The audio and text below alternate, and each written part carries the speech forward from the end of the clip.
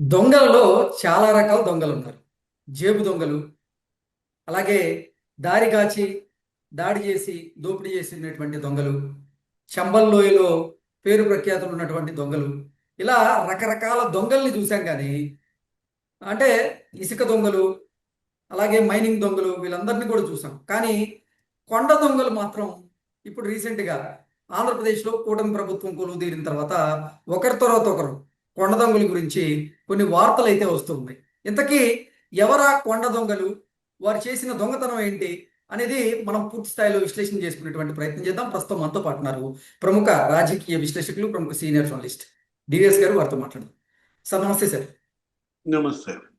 దొంగల్లో రకరకాల దొంగల్ని ఇప్పటి వరకు మనం చూసుంటాం, లేకపోతే ఆ దొంగల గురించి వినుంటాం.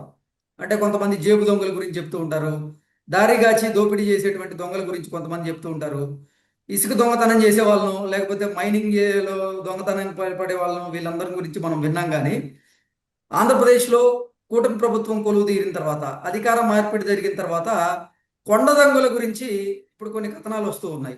ఇంతకీ ఎవరా కొండ దొంగలు, వాళ్ళు చేసినటువంటి దొంగతనాలు ఏంటి, ఏంటి కథా కమానిషి అంటే ఏం చెప్తారు సార్? మా చిన్నప్పుడు మా ఊళ్ళో రాత్రి 11ంటికి ఒక రైలు వచ్చేది. దాన్ని దొంగల బండి అనేవాళ్ళు. ఆ రైలుకి వస్తే దొంగలు పడతారనమాట. దొంగల బండి. అట్లాగే ఇప్పుడు రైలు బండి దొంగల బండి అన్నారు. ఈ పార్టీనే దొంగల పార్టీ అయిపోయిందా? జగన్మోహన్ రెడ్డి రాజకీయ పార్టీ నడిపాడా, దొంగల పార్టీ నడుపుతున్నాడా? ఇప్పుడు మీరు చెప్పారు అడవి దొంగలు, లేకపోతే మైనింగ్ దొంగలు, మద్యం దొంగలు, ఇప్పుడు ఈ కొండ దొంగలు. ఏదో మీడియా హైలైట్ చేసింది, ఆయన ఎవరో పత్రికాధిపతి రాసినట్టున్నారు కొండ దొంగల స్టోరీ.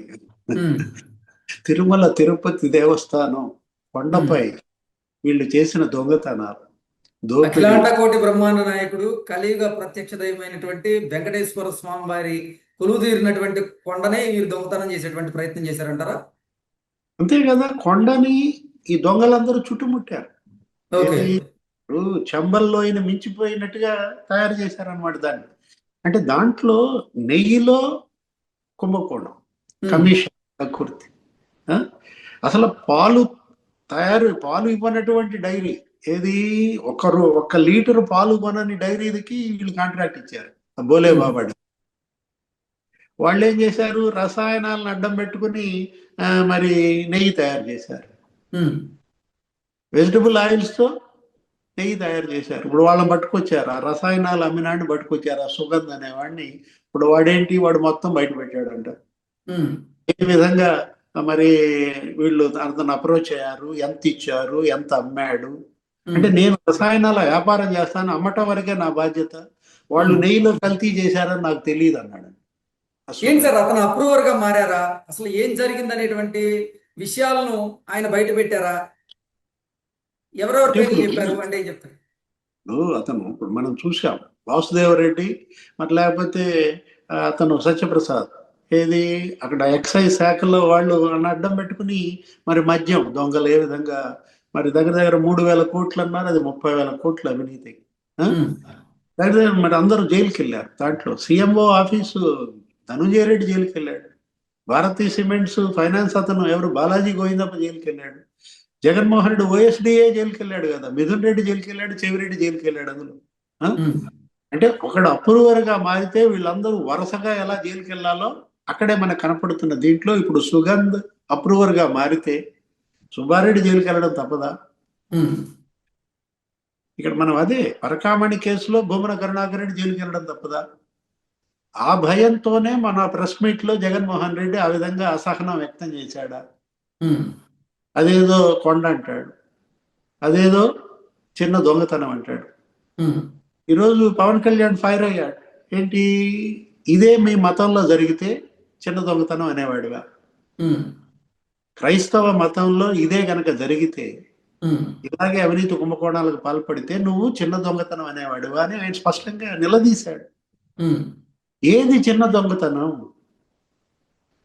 సుబ్బారెడ్డిని తీసుకుపోయి అశోక్ గజపతిరాజుతో పోలుస్తాడు, పరకామణి కేసుని తీసుకెళ్లి సింహాచలం చోరీ అంటాడు, 55,000 చోరీ అంటాడు. అనుమానాస్పద మృతిగా సంతోష్ కుమార్ కేసు నమోదైతే భూమన కరుణాకర్ రెడ్డి ఆత్మహత్యను తేల్చేస్తాడు. ఉమ్, నరికి నరికి చంపితే వివేకానంద రెడ్డిని గుండెపోటు అంటారు.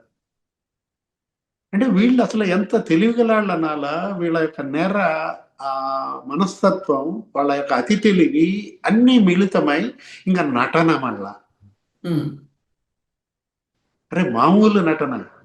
భూమన కరుణాకర్ రెడ్డి కర్పూరం ఆపుతానంటాడు. ఉమ్, జోగి రమేష్ అయితే అసలు అరచేతుల్లో ప్రమిద పెట్టుకుని మరీ కర్పూరం వెలిగిస్తాడు. ఓకే. ఎక్కడున్నాడు జోగి రమేష్? ఇవాళ జైల్లో ఉన్నాడు. ఉమ్, జోగి రమేష్ ఏమన్నాడు ఆ రోజు? అసలు అద్దెపల్లి ఎవడో నాకు తెలియదు అన్నాడు.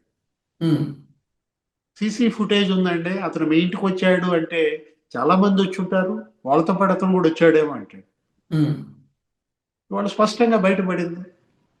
వాళ్ళ యొక్క పార్ట్నర్షిప్, వాళ్ళదే బార్, స్వర్ణ బార్ అనేది, జోగి రమేష్, జోగి రాము. ఉమ్, దాన్నే రకరకాల పేర్లు మార్చేశారు. అదే అద్దేపల్లిది అయిపోయింది. అంటే అద్దేపల్లితో జోగి రమేష్ ఆ వ్యాపార భాగస్వామ్యం, ఆ కల్తీ మద్యం, ఉమ్, ఇవాళ జోగి రమేష్ జైలుకి వెళ్లాల్సిన పరిస్థితి వచ్చింది. ఓకే. అంటే ఈ రోజు కూడా హైకోర్టు ఫైర్ అయింది. ఏది ఆ పరకామణి కేసులో ఇవాళ ఏసీబీ సమాచారం మొత్తం సిఐడికి ఇవ్వమని, ఉమ్, సిఐడి సమాచారం ఏసీబీతో పంచుకోమన్నది. కొత్తగా హైకోర్టు ఏమని చెప్పింది? ఐటీని ఎంటర్ కమ్మని. పరకామణి కేసులో ఈడీ కూడా ఎంటర్ కావాలన్నది. ఉమ్, ఇప్పుడు ఆల్రెడీ ఈడీ మద్యం కేసు దర్యాప్తు చేస్తారు. ఇప్పుడు అక్కడ సిట్, అక్కడ రాజశేఖర్ ఏం చేస్తున్నాడు? తన సమాచారం మొత్తం ఈడీకి పంపిస్తున్నాడు ఎప్పటికప్పుడు. ఈడీ అవును. పర్యవేక్షణలో వాళ్ళందరి అరెస్టులు మనం చూసాం. సిట్ ఇప్పుడు వాసుదేవరెడ్డి మరి సత్యప్రసాద్ అప్రూవర్లుగా మారుతున్నారన్నారు అందులో, ఆ కేసులో. ఉమ్, ఇక్కడేంటి? ఇక్కడ ఇప్పుడు కనుక ఈడీ ఎంటర్ అయింది అనుకో, ఏది పరకామణి కేసులో, ఏం జరుగుద్ది? ఐటీ ఉమ్, ఎంటర్ అయితే ఏం జరుగుద్ది? రవికుమార్ వీడియో బయట పెట్టాడు కదా, ఏమని? నేను రియల్ ఎస్టేట్ వ్యాపారం చేశానన్నాడు. ఉమ్, ఏంటి ఆయన చేసిన రియల్ ఎస్టేట్ వ్యాపారం? ఎక్కడ చేశాడు? మైలారంలో చేశాడా? చెన్నైలో చేశాడా? తిరుపతిలో చేశాడా? ఉమ్, ఒక మఠం ఉద్యోగి, 36,000 జీతగాడు ఎలా 200 కోట్ల ఆస్తులు ఎలా కూడగట్టాడు? ఎలా కొన్నాడు? అసలు ఏం జరిగింది తిరుమలలో? కొండ దొంగలు అన్నది అదే. ఉమ్, చెవిరెడ్డి భాస్కర్ రెడ్డి ఏమంటాడు? నాది రియల్ ఎస్టేట్ వ్యాపారం, కష్టపడి తరతరాలుగా రియల్ ఎస్టేట్ వ్యాపారం చేశానన్నాడు. ఉమ్, కళ్ళ మీద నీళ్లు పెట్టుకుంటున్నాడు. ఏంటి చెవిరెడ్డి చేసిన కష్టం? రైతులకు 2 కోట్లు, చెవిరెడ్డికి 26 కోట్లు, ఉమ్, అరవిందోకు 263 ఎకరాలు. ఓకే.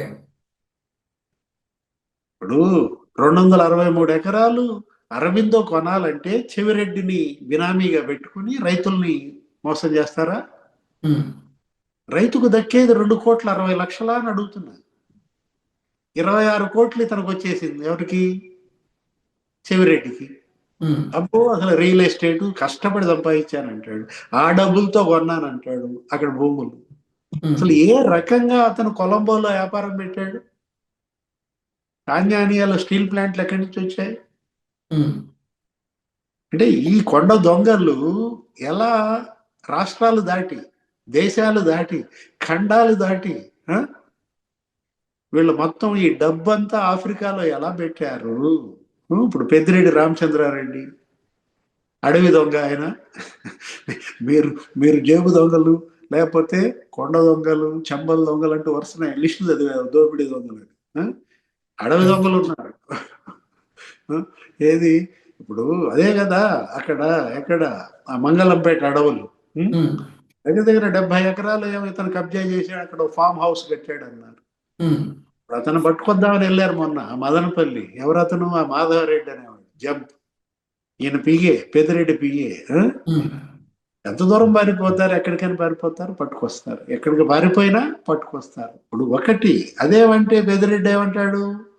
నేను గోశాల కట్టాను అంటాడు, నేను ఉమ్, గుడి కట్టాను అంటాడు. వీళ్ళ గోశాల, వీళ్ళ గుడి. ఆ? భూమన కరుణాకర్ రెడ్డి అదే అంటాడు. ఉమ్, అంటే ఇప్పుడు వీళ్ళు, ఇప్పుడు ఇక చెవిరెడ్డి అయితే తుమ్మలకుంట దేవస్థానం, టీటీడీ అబ్రివేషనే మార్చేశాడు. ఇప్పుడు దాని మీద ఇంకా ఎంక్వైరీ పెట్టాల. ఏది టీటీడీ అంటే మనకు తెలిసిన అబ్రివేషన్ తిరుమల తిరుపతి దేవస్థానం. ఉమ్, నువ్వు టీటీడీతో చెక్కులు ఇస్తే దానికి వెళ్ళాలి. కానీ అవును. టీటీడీ చెక్కులు చాలా తుమ్మలకుంట దేవస్థానానికి వెళ్ళి అన్నారు. ఉమ్, అప్పట్లో మీడియాలో కథనాలు తుమ్మలకుంట తిరుపతి దేవస్థానం దాని పేరు, దానికి టీటీడీ అని పెట్టారు. ఉం? ఉమ్, అసలు ఎంత చెక్కుల రూపంలో టీటీడీకి వచ్చాయి, ఆ చెక్కులు ఎన్ని తుమ్మలకుంట దేవస్థానానికి వెళ్ళాయి, వీటిపైన కూడా విచారణ జరిపితే కానీ ఇంకా బోళ్ళు కుంభకోణాలు బయటికి రావు. ఇప్పుడు ఓకే. కొత్తగా శాలువాల కుంభకోణం వచ్చినట్టుంది. ఉమ్. ఎంత 100 రూపాయలు విలువ చేసేటువంటి ఒక శాలువాని 1200 రూపాయల తో కొన్నట్లుగా, దాని ద్వారా భారీగా కుంభకోణం జరిగినట్లుగా ఈ మధ్య కాలంలో వార్తలు వస్తూ ఉన్నాయి. ఏంటి సార్, దీన్ని కూడా ఎలా చూడాలి? దగ్గర దగ్గర 54 కోట్లు అంట. ఉమ్, ఏది మీరు చెప్పిన 100 రూపాయలు 1440 కొన్నాయి. ఉమ్, అంటే ఏంటి అసలు అది పట్టు వస్త్రమే కాదు, ఉమ్, అదేదో పాలిస్టర్ క్లాత్ది. ఎవరు విఆర్ఎస్ ఎక్స్పోర్ట్స్ ఎవరిది? అది నగర్ అంట. నగర్ అనగానే మనకు గుర్తొచ్చే పేరు రోజానా?